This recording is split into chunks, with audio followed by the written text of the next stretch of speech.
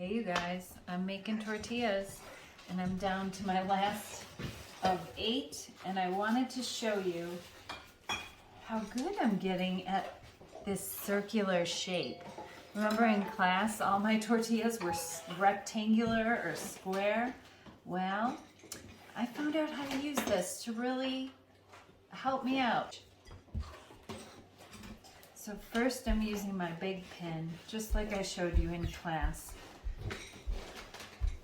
Get this worked out a little bit, but I kept getting like a rectangular shape. You can see it's on its way to it, just like that.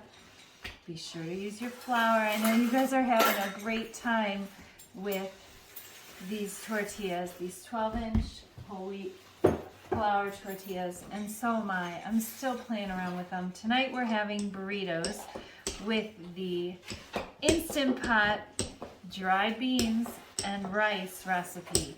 That's my quickie filling, and I love it because it uses all these pantry staples. But you see how this is helping me to get a circular shape? I'm loving this little tool. You can go back to your rolling pin and just use it to shape your tortilla if you're really particular about it being round. It doesn't really matter if you're using this to wrap burritos, but maybe you want to make a crunch wrap or a Mexican pizza, Taco Bell style. Make sure to make that Protective Diet taco sauce. Jerry's making it for me right now. I'm very excited because I almost forgot that component when I was writing up the recipe for burritos and burrito bowls and this Instant Pot dried beans and rice. I'm like, oh my gosh, Protective Diet taco sauce. That was a recipe from what feels like yesteryear. It was so long ago. Be sure to flour your tortilla to get it nice and thin and keep it sliding away from you. The dough rolls away from you.